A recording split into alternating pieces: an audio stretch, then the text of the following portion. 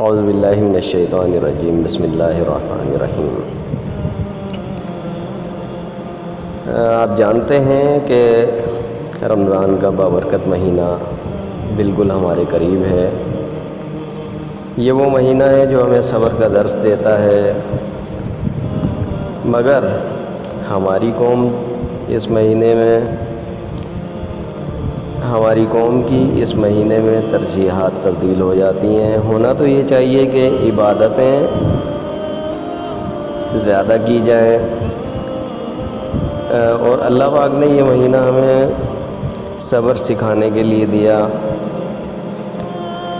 ہمیں قناعت پسندی سکھانے کے لیے دیا، مگر قوم کی ترجیحات تبدیل ہو جاتی ہیں اور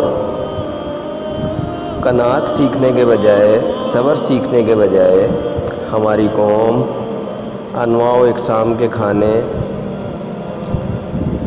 کی دوڑ کے اندر شروع ہو جاتی ہے۔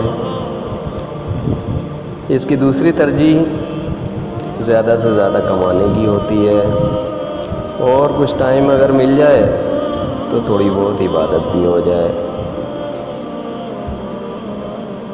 اس وقت مہنگائی نے اچھے لوگوں کی کمر توڑی ہوئی ہے۔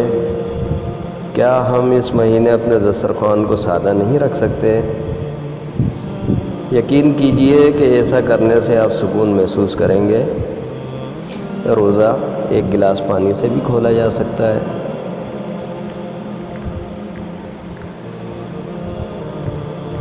اور چادر دیکھ کر پاؤں پھیلانے کی عادت ڈالیے، زندگی میں کبھی پریشانی نہیں ہوگی۔